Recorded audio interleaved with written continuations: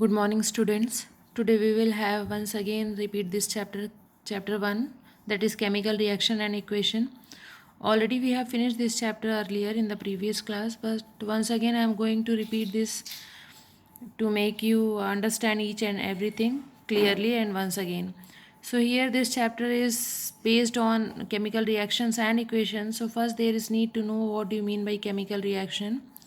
Chemical reaction, it is a reaction in which certain type of chemical changes can be seen. So first we have to know what do you mean by chemical changes and physical changes.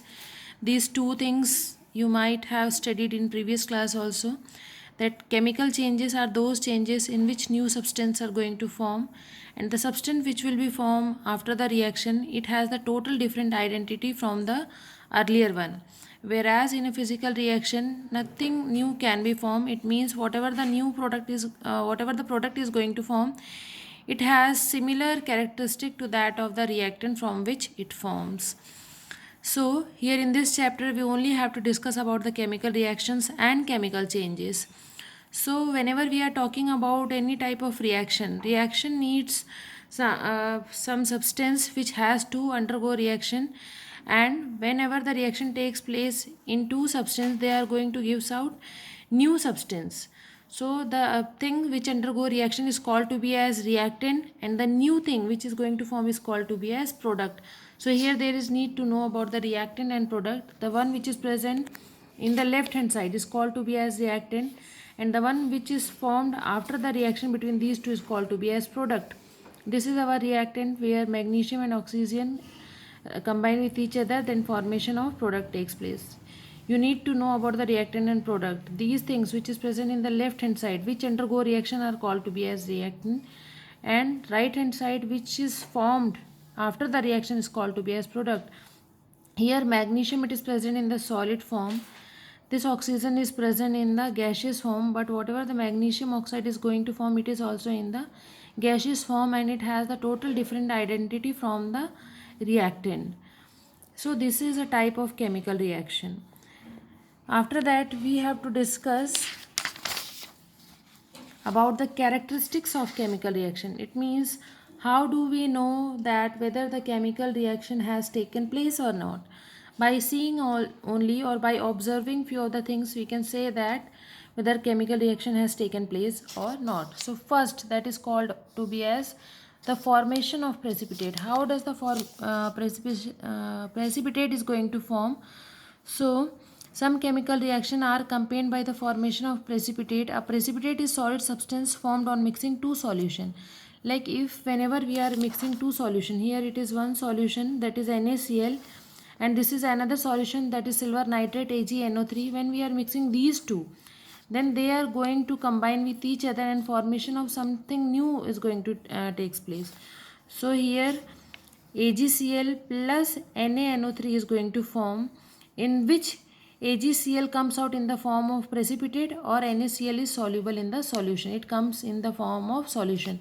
So whenever we are mixing two different solutions, sometime it does happens, whatever the new product is going to form, they are not soluble into the another one. That's why it comes out in the form of precipitate. Precipitate, like you can take example, if we are mixing chalk into water.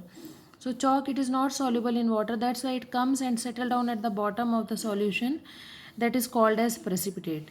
So first, by which we can observe whether the chemical reaction took place or not, that is formation of precipitate. Second, evolution of gas. Whenever we are mixing two substances with each other, then formation of or release of gas takes place. This evolution of gas is also a characteristics of chemical reaction. Third, change in color. Change in color may also be takes place.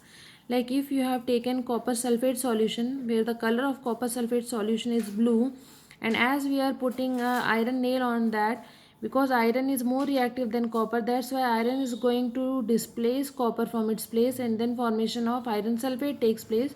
So here the color of that solution is going to change, and it becomes green.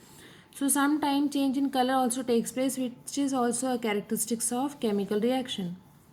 Fourth, that is change in state takes place. Change in state means sometimes it does happen, few of the reactant are in the solid state, but after their combination and after the chemical reaction, it get converted into any other state. Like we can take example of water. Hydrogen, it is present in the gaseous state. Oxygen, it is also present in the gaseous state. But when it combine and formation of water molecule takes place, so here water it is in liquid state. It means earlier it was in gaseous state, but as the formation of product takes place, therein change in state takes place. It means it is also a type or characteristics of chemical reaction, by which also we can say that whether the chemical reaction took place or not. Next is change in temperature. Sometime whenever we are adding two substance, then there is rise or fall in temperature takes place. This also an observation that whether the chemical reaction takes place or not. So these are 5 characteristics of chemical reaction by which you can easily say that whether chemical reaction has taken place or not. Now whenever we are talking about the chemical reaction, there are two different type of reaction that you people have to keep in mind. That reaction sometime it may be endothermic or it may be exothermic. By mean of endo means inside, exo means outside, thermic means heat. Sometimes it does happen that any of the substance combined, then the formation of heat takes place. Like if we are burning carbon coal in presence of oxygen, it gives out CO2 plus lots of heat they are going to release. So here because the evolution of heat takes place, that's why this type of reaction is called to be exothermic, because here this one is going to give heat. So it is an exothermic reaction, but there are certain reactions which are called to be as endothermic. So endothermic reactions are those reactions in which heat is absorbed by the substance. Like here you can take example melting of ice. Melting of ice can take place only by the absorption of some amount of energy. Then only the reaction can take place. So here melting of ice, it is an endothermic reaction because of the absorption of heat. So there are two type of reaction, exothermic or endothermic, on the basis of absorption or release of heat.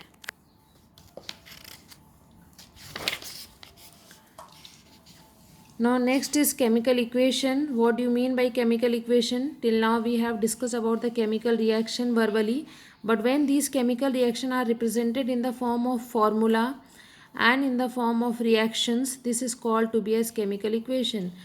Like here we have zinc plus sulfuric acid. This zinc and sulfuric acid combine and then formation of zinc sulfate plus hydrogen takes place. This is just a wording reaction, but whenever we are representing this one in the form of equation or formula, it is called to be as chemical equation. Like Zn, it represents zinc, H2SO4 represents sulfuric acid, ZnSO4 represents zinc sulfate, and H2 represent hydrogen. So these are the representation of a chemical reaction in the form of formula or symbol.